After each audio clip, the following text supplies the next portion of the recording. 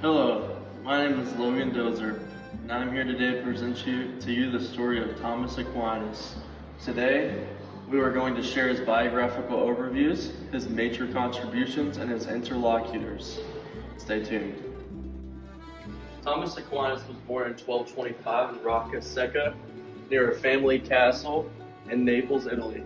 He was the youngest son of Landulf, Count of Aquino, and Theodora, Countess of Tiano. Goo goo gaga. At age 5, Thomas's parents sent him off to a boarding school in the city of Monte Cassino at a young age. The school was run by many monks, and this was the famous Benedictine Abbey of 529 by Saint Benedict. His parents' desires for sending him here was to exercise their authority and hoped he would one day be elected into the Roman Catholic office. Bring the boy out here. Hey Thomas, your mom and I are going to have to send you off to boarding school so that you might become a leader in the Catholic Church. But I don't want to go to school. I'm only 5. Well, it don't matter! Get over here! Get on the ground! No. Come on. We're going to school.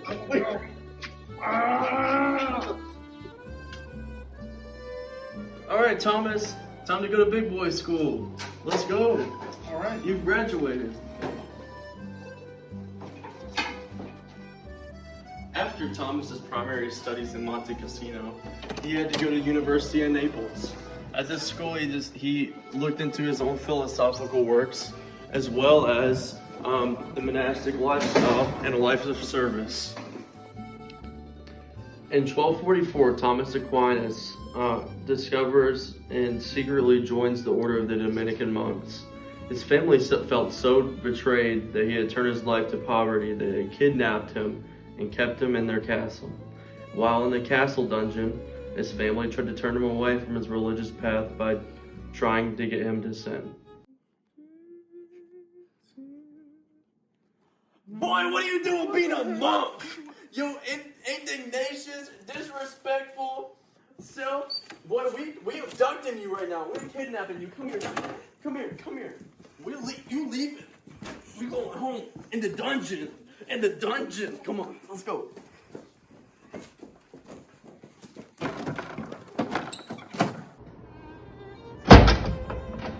I'm free.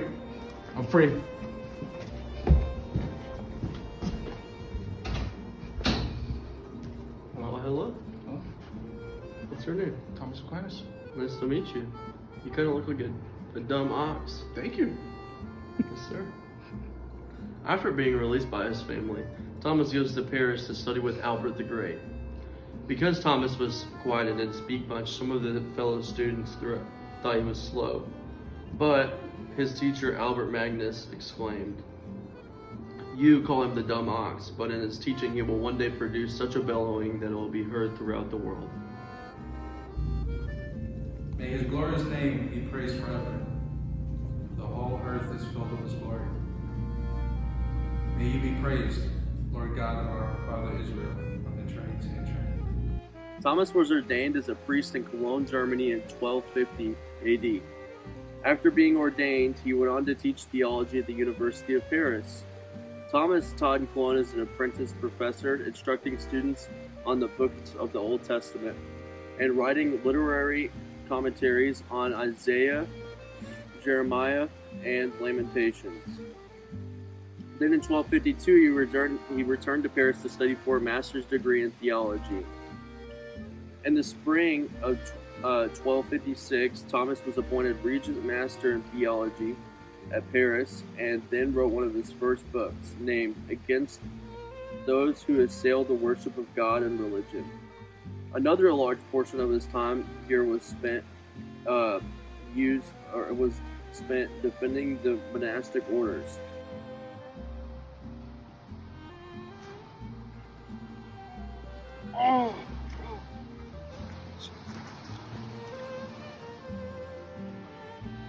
Thomas is dead. Thomas Aquinas is considered one of the most famous philosophers in history. His contributions to philosophy and theology is broad, ranging through many subjects. He began by studying Aristotle and his teachings and considered him the philosopher. He wrote several works on Aristotelian philosophy, including on the soul, on interpretation, ethics, and metaphysics. For example, when he was forming his argument of the unbeliever, in which he was proving God's existence, it was really Thomas endorsing Aristotle's argument for God's existence found in the work Physics. Much of his work is in the form of disputations in which he participated in writing on truth, divine power, doctrine of creation, and the doctrine of the Trinity. And this covered a lot of questions on sin and the causes of sin. His main interest was writing systematic expositions on theology. Much of the doctrine that we have today was still being ironed out during that time and was argued a lot in the church. Thomas believed that theology at the time was haphazardly taught in the schools and was not even considered a subject anymore because it was all over the place. And so he sought to systematically form theology and thought to be taught well. A lot of his beliefs can be seen in his largest and most famous work, Summa Theologica, and that the purpose of that was to set Christian doctrine in an orderly way. It covered God as one and three in the Trinity, that he was the creator, and that Christ was the way to salvation.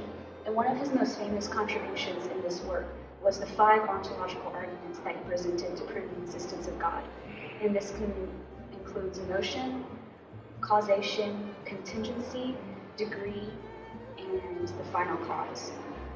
During this time, people are at odds as to how to unite the knowledge they obtained through revelation with the information they observed naturally using their minds and senses. And this is where a lot of people were opposed to Thomas, which is where we'll return to now. Hello.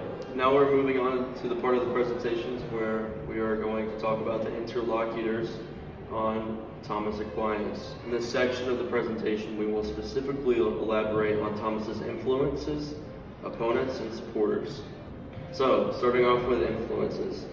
Growing up, Thomas really loved and was heavily influenced by Aristotle, even going so far to call him the philosopher, in quotes. And you can tell this by his writings and that he very much respected Aristotle. He also respected the authors of the Bible very so, and he wrote many commentaries on the Bible, and it was very obvious that he loved the people that wrote it. Now, moving on to his opponents, he had quite a few of them.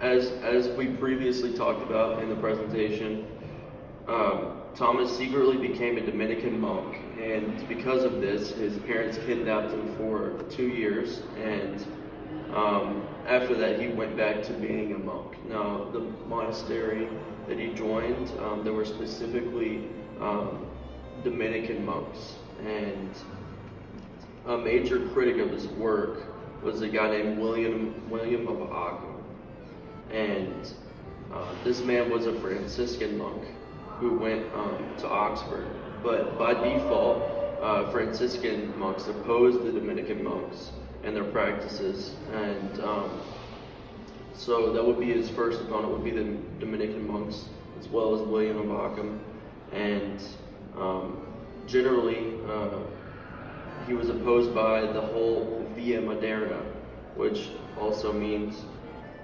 modern thought of the modern school of thought of the day. A larger opponent that he had was a man by the name of Stephen Tempier, the Bishop of Paris. He was a large opponent of Thomas's, specifically opposing him on his denial of universal hypomorphism and the plurality of substantial form and a single substance. Some other names that we'd like to mention would be would include William de Lamar, Henry of Ghent, and the Guile of Rome. Now moving on to some people that supported him, some of those names would be Albertus Magnus, Giles of Lessines, and Thomas of Sutton. Now he was, I would say his greatest influence and greatest supporters would be the European seminaries and universities for the years to come after his death. They used his writings and his textbooks, specifically the Summa Theologica, for their teaching in the seminary. Thank you.